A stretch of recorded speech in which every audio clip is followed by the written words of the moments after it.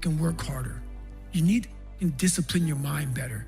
We need to help people more than just saying it's okay. It's okay that you're not willing to help yourself out. That's not okay. It's not okay. It's not acceptable. Even though it's your life, if that's acceptable, that's unacceptable. And there's a lot of people in this world, me included, that if I accepted that, I wouldn't be anywhere. So yeah, a lot of people just, they start creating a narrative about themselves that make it okay. The ultimate get out of jail free card. And now the world is set up to have so many get out of jail free cards. Number one, you've got to work on yourself. It's very important that you engage in an ongoing process to develop you. Spend more time on yourself than what you've been spending. It's very important. You owe that to yourself. You'll get scared sometimes. Your mind will go blank on you. Some people you will allow to unnerve you. And you wonder, what's wrong with me? I'm not crazy. That's why you've got to learn to make a conscious, deliberate, determined effort to stand up inside yourself. Working on yourself, watching that inner dialogue, it will determine the quality of your life. I don't believe this. I know this. Happiness for most people is temporary. So success without fulfillment, that's called failure. If you know somebody who's got everything they thought they wanted and they're not fulfilled, they got a real problem. So what's going to make you fulfilled? Finding your gift, contribution. Life's not about me, it's about we. If we feel like we're contributing to someone else, then we don't just get something, we become something. And what you get never makes you happy long term. Who you become makes you very happy or very sad. So part of that art of fulfillment is, what's my contribution? The second part of it is appreciation. Some of you are contributing, but you're not taking the time to really appreciate. You're not noticing. Every moment of your life, you got to decide, what are you going to focus on and what does it mean and what are you going to do? Is it the end of the beginning? Are you being punished or rewarded? Meaning is where all life is shaped, and you have the power to change the meaning. How fast? You better ask a better question or come up with a better answer. But your education is not the most important thing in your life. I'm sorry, it's not. Your dream is the most important thing in this world. It tops your education. The principal came up on the stage while I was speaking. Don't ever say that to my school again.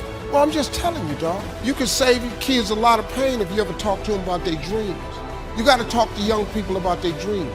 See, it's not your education. The Bible don't even mention education. It ain't even in there. Harvard ain't in there. UCLA ain't in there. The Bible says a man without a dream or vision shall perish.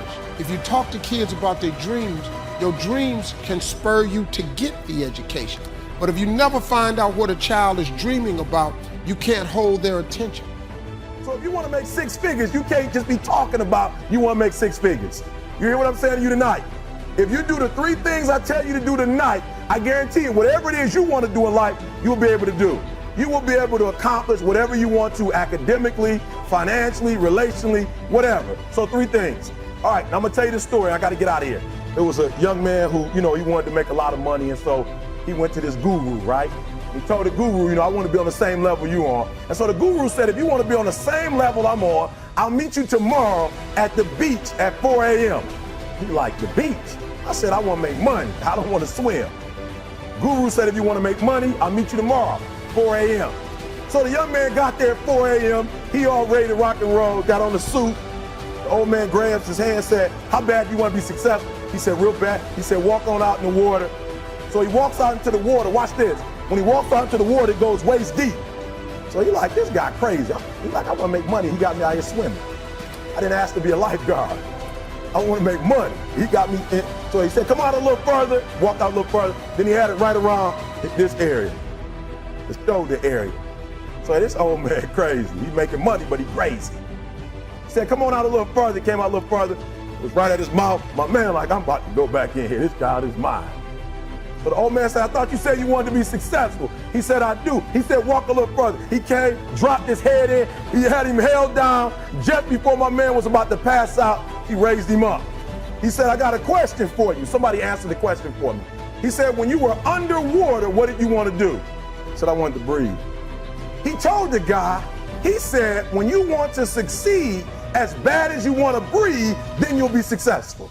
I don't know how many of y'all got asthma in here today, but if you ever had an asthma attack before, you short of breath, SOB, shortness of breath, you wheezing. The only thing you trying to do is get some air. You don't care about no basketball game. You don't care what's on TV. You don't care about nobody calling you. You don't care about a party. The only thing you care about when you're trying to breathe is to get some fresh air. That's it. And when you get to the point where all you want to do is be successful as bad as you want to breathe, then you'll be successful. And I'm here to tell you, number one, that most of you say you want to be successful, but you don't want it bad. You just kind of want it. You don't want it badder than you want to party. You don't want it as much as you want to be cool. Most of you don't want success as much as you want to sleep.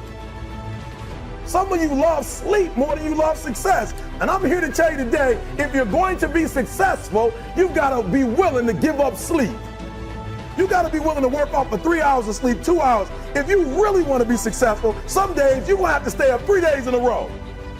Because if you go to sleep, you might miss the opportunity to be successful. That's how bad you got to want it. Listen to me. You got to want to be successful so bad that you forget to eat. Beyonce said once she was on the set doing her thing, 3 days had gone by, she forgot she didn't eat. Because she was engaged. I never forget when 50 Cent was doing his movie, I did a little research on 50, and 50 said that when he wasn't doing the movie, he was doing the soundtrack. And they said, when do you sleep, 50? Sleep, he said, sleep is for those people who are broke. I don't sleep. He said, I got an opportunity to make a dream become a reality. What helps me is to keep the hard times in the front of my mind. This allows me to go into these big moments that I've worked my ass off, and you guys have worked your ass off. It allows me to go into these big moments with a different perspective. What it also does for me, and again, this is what works for me. I keep my back is up against this every day. It's against this wall, but it's up against this because it's what I believe in. And when my back is against this, then there's nowhere to go but that way. So I feel like this could be something, an ideology and mindset that could help you, if you look at it that way. Because you made it already. We made it. We're successful boys, and we're lucky boys to be where we're at. Well, you guys made it. Everybody's rich in the room. Nobody's gonna get evicted anymore. Anything you got, there's no more money problems, right? You got a lot of hands out now. Can I get a little bit? Can I get a little bit? Right, that happens. But when you make it, for me, I need this. I need this. So every day, my back is up against this, and this is how I operate. Now, doesn't mean you don't smile, doesn't mean you don't laugh and joke, right? You're happy, I'm a happy guy. But when it comes to business, and when it comes to executing, it's up against this. And I gotta go that way. And I don't give a who is in front of me. They're not gonna stop me.